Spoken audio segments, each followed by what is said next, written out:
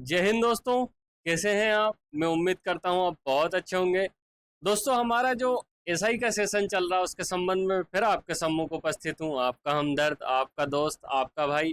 दोस्तों, आज का जो हमारा टॉपिक है जनहित याचिका या पीआईएल।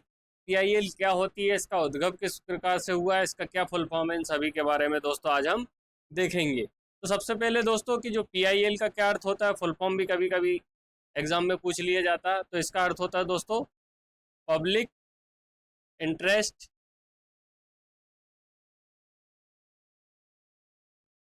लिटिगेशन। ठीक है दोस्तों, पब्लिक इंटरेस्ट लिटिगेशन इसका क्या होता है, फुल फॉर्म होता है, या जिसे हम सामान्य भाषा में जनहित याचिका भी कहते हैं। अब देखते हैं दोस्तों कि इसका अर्थ क्या है और उद्गम किस प्रकार से हुआ था। एक प्रकार की क्या है, लीगल प्रोसेस है जिसमें कोई भी सार्वजनिक हितैषी व्यक्ति भी हो सकता है या कोई संगठन या एनजीओ वगैरह भी हो सकता है, न्यायालय का दरवाजा खटखटा सकता है ताकि समाज के कमजोर वर्गों के अधिकारों को क्या हो सके, रक्षा हो सके। ठीक है दोस्तों, इसको मतलब ऐसा समझने का प्रयास करते हैं हम। ठीक है कि आपने एक व्यक्ति है, ठीक है, एक जो पुअर व्यक्ति है, ठीक है, उसे मजदूरी करते देखा। उससे आपने पूछा कि आपको कितनी मजदूरी मिल रही है। वो बोलेगा मेरे को 100 रुपये 8 घंटे के मिल रहे हैं। ठीक है, 8 घंटे के मिलते हैं। आप एक पढ़े लिखे जिम्मेदार नागरिक हैं, आपको पता है कि जो नेशनल लेवल पे मनरेगा में भी, ठीक है, 250 प्लस पर डे 8 घंटे के मतलब वेतनमान दिया जा रहा है या भुगतान किया जा रहा है, या जिसे 8 घंटे के काम के पैसे भी सरकार ने एक निर्धारित कर रखे हैं कि इतने पैसे या 250 रुपये या 300 रुपये, इससे कम नहीं होना चाहिए। पर लेकिन दोस्तों कि वो व्यक्ति है क्या कर रहा है, उससे सिर्फ 100 रुपये मिल रहे हैं। तो ये उसके अधिकार है जो भारत सरकार ने बनाए हैं, मजदूरों के जो अधिकार है उसके खिलाफ है दोस्तों। तो आपने जब देखा कि उक्त व्यक्ति के जो अधिकार है या जो हक है उनका हनन हो रहा है, तो आप उस व्यक्ति के लिए, उस पुअर व्यक्ति के लिए कहाँ जा सकते हैं, कोर्ट जा सकते हैं। ठीक है, उस व्यक्ति के कोर्ट जा सकते हैं क्योंकि आप जनहित हितैषी हैं और आप समाज में इस प्रकार के जो भेदभाव हो रहे हैं वेतनमान को लेकर, या उनको आर्थिक प्रताड़ना दी जा रही है, ये भी संभव हो सकता है कि मजदूर के साथ, ठीक है, कि जो मजदूरी करा रहा है वो उसको प्रताड़ित कर रहा हो, मार रहा हो, गाली दे रहा हो। तो ये क्या है दोस्तों, एक सामान्य मनुष्य के गरिमापूर्ण जीवन के खिलाफ की स्थिति होती है। तो आप जब कोर्ट जाएंगे दोस्तों, ये क्या कहलाएगी, जनहित याचिका। आप उक्त व्यक्ति के लिए लड़ने के लिए जाएंगे या किसी गरीब, असहाय, दीनहीन, ठीक है दोस्तों, तो वो क्या कहलाती है, जनहित याचिका कहलाती है। अब दोस्तों इसमें एक बात लिखा कि कोई व्यक्ति या संगठन, तो इसमें संगठन भी हो सकते हैं। अब संगठन कौन होते हैं दोस्तों, जैसे बहुत सारे एनजीओ होते हैं, जैसे बचपन बचाओ आंदोलन। ठीक, बचपन बचाओ आंदोलन ये क्या कर रहा है दोस्तों कि जो सड़कों पर भीख मांगने वाले बच्चे हैं या जिनका यौन शोषण के लिए जिन्हें गिरफ्त कर लिया जाता है, तो उन लोगों को बचाने के जो प्रयास कर रहे हैं और उनके संबंध में कोर्ट जाने वाले जो संगठन है, वो ये भी क्या मतलब संबंधित वर्ग के लिए लड़ सकता है। तो ये क्या कहलाती है दोस्तों, जनहित याचिका कहलाती है। अब देखते हैं दोस्तों कि उद्गम कहाँ हुआ। अमेरिका में 1960 में गरीबों, पर्यावरणविदों और अल्पसंख्यकों की कानून सहायता हेतु शुरू किया गया था। इसकी सबसे पहले दोस्तों शुरुआत कहाँ की गई थी, अमेरिका में। ठीक है, और अमेरिका के संबंध में एक बार दोस्तों की जो न्याय व्यवस्था है हमारी, ठीक है, या जो न्याय, ये भी कहाँ से हमने यूएसए से ग्रहण करी है। न्यायिक पुनरावलोकन की बात करें तो वो भी अमेरिका से, न्यायिक समीक्षा की बात करें तो दोस्तों ये भी कहाँ से, अमेरिका से ग्रहण किया गया है। तो आपको कभी भी एग्जाम में आए कि न्याय व्यवस्था से संबंधित आपसे कुछ नहीं बन रहा और 4 ऑप्शन है, तो उसमें मैं आपको अगर एक सामान्य तौर पे अगर बतलाना चाहूँ तो आपको यूएसए वहाँ पे आप क्लिक कीजिए, क्योंकि न्याय व्यवस्था के बहुत सारे जो घटक है दोस्तों हमारे संविधान में कहाँ से लिए गए हैं, अमेरिका से ग्रहण किए गए। अब भारत में कब शुरुआत हुई दोस्तों इसकी, 1980 में न्यायमूर्ति कृष्णा स्वामी अय्यर और पीएन भगवती द्वारा प्रारंभ किया गया। ये दोस्तों हमारे देश, ये पीएन भगवती जी थे, इन्होंने देश में मतलब पब्लिक इंटरेस्ट लिटिगेशन के लिए, ठीक है, मतलब अपना निर्णय दिया था और इस प्रकार की व्यवस्था की गई थी कि दीनहीन वर्ग है या असहाय व्यक्ति के लिए कोई भी व्यक्ति या संगठन जो उनके उनसे संबंध नहीं रखता हो तो भी वो कोर्ट का दरवाज़ा खटखटा सकते हैं। तो अगर एग्ज़ाम में दोस्तों आपसे पूछा जाए कि पीआईएल के जो उद्भव करता है जन्मकर्ता कौन है, तो दोस्तों अगर कृष्ण स्वामी और पीएन भगवती दोनों नाम आए तो आपको पीएन भगवती नाम लगाना है। अगर पीएन भगवती नहीं आता और बी आर कृष्ण अय्यर आता है तो आपको बी आर कृष्ण से अय्यर था। अब इसके अन्य नाम क्या है कि सामाजिक कार्य याचिका है, सोशल एक्टिविटी लिटिगेशन है, और सामाजिक हित याचिका भी इसे कहा जाता है। ठीक है दोस्तों, तो जनहित याचिका कि आपने कहीं भी किसी के लिए भी गलत होते हुए देखा या किसी के साथ प्रताड़ना दी जा रही हो, तो आप जब कोर्ट उन व्यक्ति के संबंध में जिनसे आपका जुड़ाव नहीं है, खून का नाता नहीं है, दिल का रिश्ता नहीं है, तो भी दोस्तों आप क्या कोर्ट जा सकते हैं, तो उसे जनहित याचिका कहते हैं। अब पीआईएल की विशेषता क्या है दोस्तों?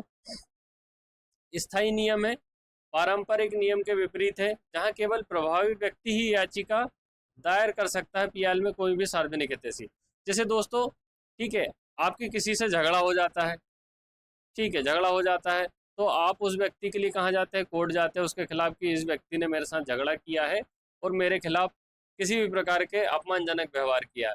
तो ये प्रोसेस होती थी, ये सामान्य प्रोसेस है दोस्तों, कि हम हमारे जब मतलब मूल्यों का, अधिकारों का, संपत्ति का हनन होगा तो हम उसके लिए कोर्ट जाएंगे। लेकिन ये उसके विपरीत नियम है कि हम नहीं भी जाएं तो हमारे लिए कोई अन्य, ठीक है, हमारे लिए कोई अन्य कोर्ट जाएगा, ठीक है, ये स्पष्ट कर रहा है कि सार्वजनिक हितैषी व्यक्ति रहेगा वो दायर कर सकता है। ठीक है, गैर विरोधी प्रकृति है। सामान्य मुकदमों के विपरीत पीआईएल में दो पक्षों के विवाद नहीं होता है, बल्कि सार्वजनिक हित की रक्षा के उद्देश्य होता है। ठीक है दोस्तों, मान के चलो कि एक व्यक्ति को, जो मैंने पहले उसमें बात की थी कि इसको कम पैसे, मतलब कम मिल रहे हैं, ठीक, कम मिल रहे हैं पैसे, ठीक है, तो अब आप किसके खिलाफ लड़ेंगे? आप कोर्ट जाएंगे। आप कोर्ट जाएंगे तो जो पक्षकार कौन रहेगा? पक्षकार जो उससे मजदूरी करा रहा था वो रहेगा, या सरकार रहेगी, या संसद रहेगी। ठीक है, तो इन सभी में अगर ओवरऑल दोस्तों देखा जाएगा तो इन सभी में जब आप किसी व्यक्ति के लिए जो इसके साथ प्रताड़ना हो रही है या जिसके अधिकारों का हनन रहेगा, तो वो जो आपका जो विपरीत वाला जो मत है, ठीक है, ये आप है, ठीक है, और ये वाला जो विरोधी पक्ष है ये सार्वजनिक हित रहेगा दोस्तों, सार्वजनिक हित, या हम इसको इस प्रकार से लिख लें, ये पक्ष सरकार कहलाएगा। सरकार क्यों कहलाएगा? कि सरकार का ही काम है कि देश में कोई भी मजदूर वर्ग हो जो न्यूनतम 8 घंटे की ड्यूटी कर रहा है, उसे जहाँ 200 या 284 रुपये जो मनरेगा की जो न्यूनतम मजदूरी जितनी भी है दोस्तों, इतनी तो उसको मिलना ही चाहिए, लेकिन उससे कम मिलता है तो एक प्रकार से सरकार क्या कर रही है? अपना काम प्रभावी रूप से नहीं कर रही। तो जो हमारा विपरीत वाला पक्ष होगा या विपक्ष होगा वो क्या कहलाएगा? सरकार के खिलाफ हम लड़ेंगे। अब न्यायालय की सक्रिय भूमिका, न्यायालय जांच आयोग गठित कर सकता है और साक्ष्य स्वयं एकत्रित कर सकता है। कि जब आप पीआईएल लेके जाओगे तो ऐसा नहीं कि दोस्त, ठीक है, कि कोर्ट आपसे बोलेगा हाँ हाँ आपने बहुत अच्छा करा, आपका सम्मान किया जाना चाहिए, आप देश के लिए इतना अच्छा कर रहे हैं। ये नहीं दोस्तों, क्या हो रहा था कि पीआईएल किसी के खिलाफ या जनभावना, किसी के प्रति, हम मान के चलो कि मैं किसी के प्रति गलत भावना रखता हूँ या कोई मेरा दुश्मन है और मैं उसके बारे में पीआईएल के माध्यम से कोर्ट में जाके ये कहता हूँ कि उक्त व्यक्ति ने मेरे अधिकारों का हनन करा, और कोर्ट सुनवाई करेगा, उसे सजा देगा, ये भी हो सकता है, पीआईएल दायर करेंगे। तो लेकिन दोस्तों इस प्रकार से पीआईएल का क्या हो रहा था? दुरुपयोग हो रहा था। तो कोर्ट ने फिर क्या करा इसमें? पहले कि आपने एक पीआईएल ले गए तो कोर्ट जांच करेगा कि आप जो कह रहे हैं कि हाँ उक्त व्यक्ति के जो अधिकारों का हनन हो रहा है वो सही है कि नहीं है। सही है मतलब प्रथम दृष्टया उनको लगता है कि आप जो कहना चाह रहे हैं वो सही है और आप वाकई में हितैषी हैं उस व्यक्ति के, उस व्यक्ति का हित चाहते हैं, तो फिर वो क्या करेंगे? उसको जो केस को एक्सेप्ट करेंगे और फिर उस पर सुनवाई करेंगे। सरल प्रक्रिया है, पत्र के माध्यम से, टेलीग्राम, पोस्ट कार्ड के माध्यम से पीएल दायर कर सकते हैं। क्या होता है दोस्तों? ठीक है, क्या होता है कि आप हैं, आपने यहाँ किसी व्यक्ति के अधिकारों का हनन होते हुए देखा, तो या तो इस सामान्य प्रक्रिया होती है, इस व्यक्ति जाएगा, या इस व्यक्ति के लिए हम कोर्ट जाएंगे। ठीक है, पर दोस्तों अब पीआईएल की एक खास विशेषता और होती है कि जो ये व्यक्ति है इसे कोर्ट तक जाने की भी आवश्यकता नहीं हो सकती। ये क्या रहेगा, एक लेटर लिखेगा, ठीक है। लेटर में पूरी जो घटना का संबंध लिख देगा कि उक्त व्यक्ति यहाँ मजदूरी कर रहा था, तो उसके साथ में एक फोटोग्राफ भी लगा देगा। फिर उसको 100 रुपये मैंने जो वीडियो रिकॉर्ड करी है कि उसमें इतना मेहनताना मिल रहा है, उसका साइन आइन भी है मजदूर का। तो ये सभी बातें टेलीग्राम और पत्र के माध्यम से कहाँ कोर्ट दायर कर देगा, मतलब भौतिक रूप से नहीं जाएगा तो भी क्या हो जाएगा दोस्तों, पीएल दायर हो जाएगी और कोर्ट उस पर सुनवाई कर सकता है। अब पीआईएल का दायरा क्या है, मामले जिन्हें पीआईएल के तहत सुने जाते हैं वो कौन कौन से होते हैं, ठीक है। बंधुआ मजदूरी, उपेक्षित बच्चों का अधिकार, ठीक है। बंधुआ मजदूरी क्या होती है दोस्तों, बंधुआ मजदूरी होती है, मान के चलो कोई एक व्यक्ति है जिसे ये एक व्यक्ति है या कोई सेठ है जिसने क्या करा है कि घर पे बोला कि आओ काम करो, ठीक है, काम करना है आपको। पर धीरे धीरे काम करते गया और एक समय बाद उसको ना काम की पेमेंट भी नहीं करा और उसे धमकी देने लगा कि अगर तूने काम छोड़ा तो तेरी क्या हो जाएगी, मतलब गलत हो जाएगा तेरे साथ गलत हो जाएगा, तेरे परिवार वालों को दिक्कतें हो जाएगी। तो उसे ज़बरदस्ती जो काम कराया जाता है दोस्तों वो क्या कहलाता है, बंधुआ मजदूरी कहलाता है। न्यूनतम मजदूरी ना मिलना, जैसे श्रम कानून का उल्लंघन, जैसे दोस्तों मनरेगा में मुझे अभी याद नहीं, तो लगभग 284 रुपये 8 घंटे की जो न्यूनतम मजदूरी है दोस्तों इतनी थी। तो इस मजदूरी पे कोई 8 घंटे देश में काम करता है तो उसे पर डे के 284 रुपये तो मिलना चाहिए। लेकिन इससे कम मिलते हैं तो वो मजदूरों के जो अधिकार होते हैं दोस्तों उसका हनन होता है, तो इसको लेकर हम कोर्ट जा सकते हैं। जेल में कैदियों के साथ दुर्व्यवहार का अधिकार हनन, ठीक है, उन्हें खाने नहीं देना या फिर जो अन्य शिकायतें रहती है कि उन्हें काल कोठरी में बंद करना, तो इन मामलों में भी क्या दोस्तों हम पीआईएल दायर कर सकते हैं।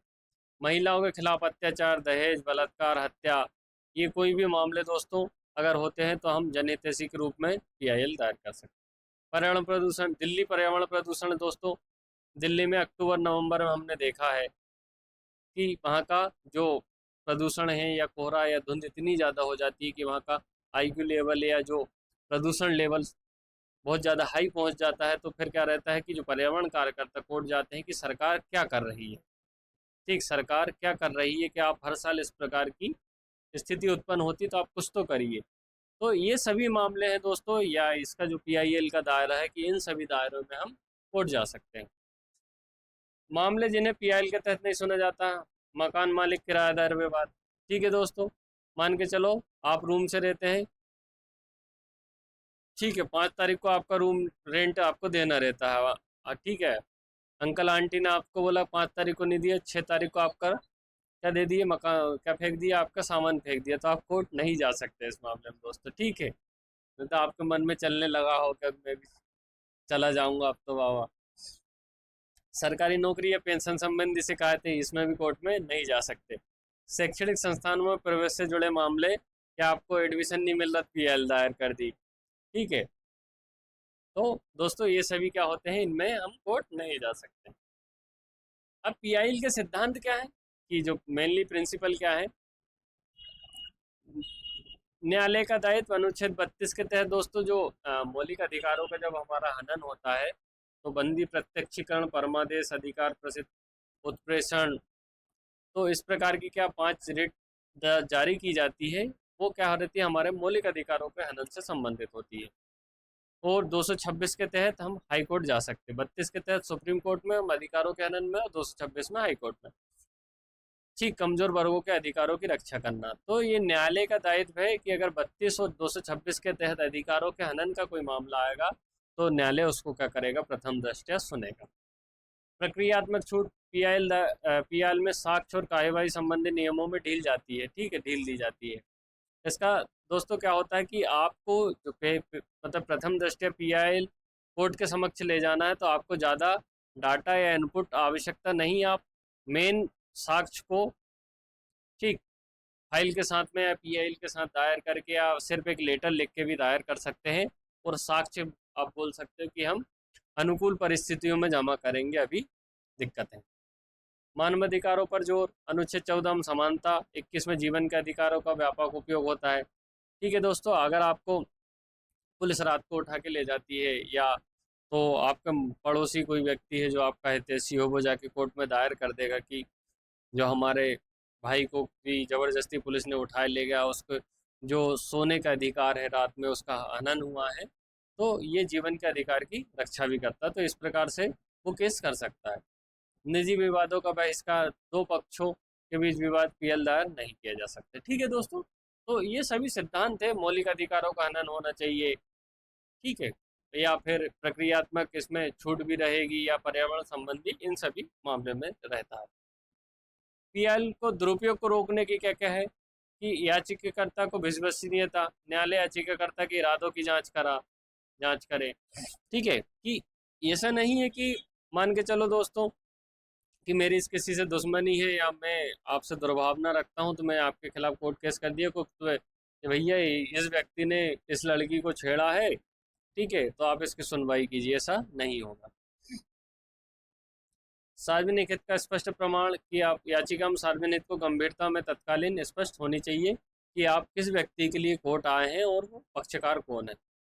फर्जी की याचिकाओं पर दुरुपयोग रोकने के लिए आर्थिक दंड। ठीक है, आपने अगर मैंने ठीक है किसी व्यक्ति को अगर फर्जी तरीके से फंसाने का प्रयास करा है, कोर्ट के चक्कर लगाने में मजबूर किया, तो अगर मैं जब पता चलता है कि मतलब जो पक्ष में ही गलत हूँ, उसमें जो याचिका करते ही गलत है, तो मुझ पे आर्थिक दंड लगेगा, दंड और सजा भी दी जा सकती है।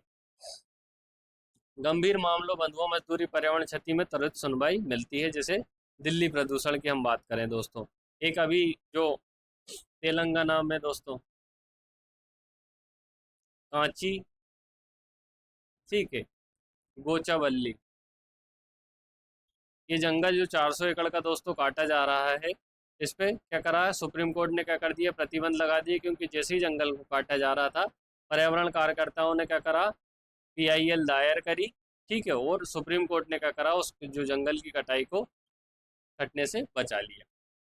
पीआईएल के उदाहरण, हुसैन आरा खातून मैम, कैदियों के अधिकार, लंबित मुकम त्वरित सुनवाई का अधिकार। ठीक है दोस्तों, तो आपको ये याद रखना कि हुसैन आरा खातून मामला किससे संबंधित है, कैदियों के अधिकार से। ठीक है, मतलब आपके एग्जाम के पॉइंट ऑफ व्यू से मैं आपको बताना चाहूँ कि अगर आता है कि हुसैन आरा खातून बात का जो मामला है किससे संबंधित है, तो कैदियों के अधिकारों से। कि फिर एमसी मेहता बात, गंगा प्रदूषण रोकने और उद्योगों बंद करने, तो एमसी मेहता 1986 का बाद है, जो गंगा प्रदूषण है, जो हमारी गंगा जी है उसको प्रदूषण रोकने से संबंधित। विशाखा गाइडलाइन 1997, कार्यस्थल पर यौन उत्पीड़न रोकने के लिए निर्देश जारी करने से। तो दोस्तों ये काफ़ी ज़्यादा इम्पोर्टेंट बात है हमारे जो न्यायपालिका के, हुसैन आरा खातून, कैदियों के अधिकार, एमसी मेहता गंगा प्रदूषण, और विशाखा गाइडलाइन कार्यस्थल पर यौन उत्पीड़न। ठीक है दोस्तों, पीआईएल की चुनौतियां क्या है। दुरुपयोग, कुछ लोग पीआई का उपयोग विज्ञापन हित याचिका भी, या निजी हित याचिका भी कहते हैं, विज्ञापन हित याचिका। जैसे दोस्तों मान के चलो सरकार ने कुछ गलत किया है, ठीक है, या कहीं सरकार ने कुछ गलत किया और वो पीआईएल लेके चला गया, ठीक है, सरकार के जो कर रही थी वो जनहित के उद्देश्य से ही कर रही थी, लेकिन मैं सरकार के खिलाफ चला गया, तो कल पेपर में खबरबाजी हो गई, आस पड़ोस में पता चल गया कि भैया इनका पेपर में नाम आ गया है, तो इससे आपका क्या हो जाएगा, विज्ञापन हो जाएगा, आप स्पॉन्सरशिप मिल जाएगी आपको। ठीक है, तो ये इसलिए भी इस पे चुनौतियां हैं इसकी। फिर क्या है, निजी हित याचिका भी कहते हैं कि कभी कभी हम गलत इंटेंशन रहता है तो भी दूसरे के खिलाफ हम जा सकते हैं, तो ये भी संभावना मौजूद रहती है। कार्यान्वयन, न्यायालय के आदेशों का सरकार द्वारा पालन न करना, तो जैसे पर्यावरण संबंधी आदेश, मान के चलो दोस्तों कि कोर्ट द्वारा, सुप्रीम कोर्ट के द्वारा बोला गया 400 एकड़ का जंगल पे आप क्या करना है, प्रतिबंध लगाना है, ठीक है, प्रतिबंध लगाता है, तो हाल में तो सरकार क्या, मतलब वर्तमान स्थिति में तो क्या करना, सरकार ने क्या कर दिया, प्रतिबंध लगा दिया है, ठीक है, मतलब उस जगह विरोध प्रदर्शन हुआ तो प्रतिबंध लगा दिया। अब उस प्रोजेक्ट को दोस्तों मान के चलो दूसरी जगह शिफ्ट कर दिया, वहाँ 50 एकड़ का जंगल काट रहा है, तो ऐसा नहीं है कि प्रतिबंध यहाँ से लगाए तो दूसरी जगह नहीं कर सकते।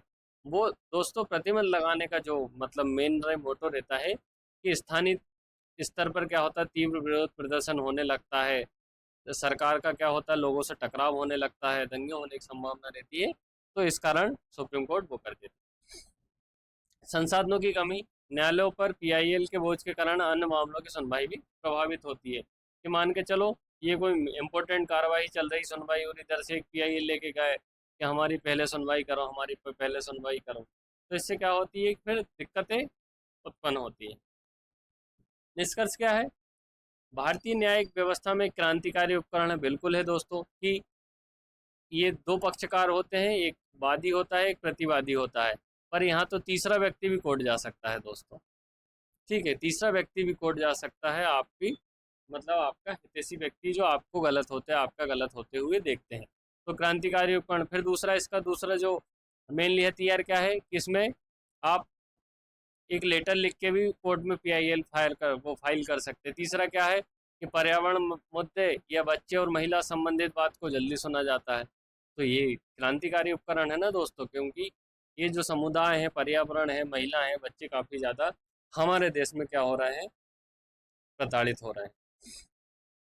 तो जिसने न्याय पहुंच को सामाजिक और आर्थिक रूप से कमजोर वर्गों के लिए सुलभ बनाया है। ठीक है, कि अब कमजोर वर्गों के लिए और जिनके पास पैसे नहीं है या जो कोर्ट तक जाने की हैसियत नहीं रखते, तो उनके लिए कोई भी व्यक्ति लड़ सकता है। हालांकि इसके दुरुपयोग को रोकने के प्रभावी कार्यान्वयन सुनिश्चित करने के न्यायालय को सतर्क रहना चाहिए कि कोई गलत इंटेंशन से तो नहीं आ रहा है, दुर्भावना से तो नहीं आ रहा है, या खुद की छवि चमकाने के लिए तो नहीं आ रहा है। तो इसलिए क्या रहता है, कोर्ट को हमेशा चौकन्ना रहना चाहिए। सामान्य न्याय, सामाजिक न्याय और संवैधानिक मूल्यों की रक्षा करना, ना कि निजी या राजनीतिक हितों की पूर्ति करना। ठीक है, मतलब इसका जो उद्देश्य है कि संविधान में जो मूल्य है, उन मूल्यों का अगर हनन हो रहा है तो आप कोर्ट जाइएगा और उन मूल्यों को स्थापित कराइएगा। ठीक है, जैसे समता है, न्याय है, अधिकार है। ठीक है दोस्तों, हमारा सेशन अगर आपको पसंद आ रहा हो तो कृपया वीडियो को लाइक कीजिएगा, कमेंट कीजिएगा और सब्सक्राइब कीजिएगा, और अपने दोस्तों से कह दीजिएगा कि उन्हें ऐसा ही बनाने के लिए आपका भाई आ गया है। दोस्तों, मैं खुदा से दुआ करता हूँ कि आपकी हर तमन्ना जल्द से जल्द मुकम्मल हो और ईश्वर आपको सुख शांति समृद्धि प्रदान करे। धन्यवाद दोस्तों।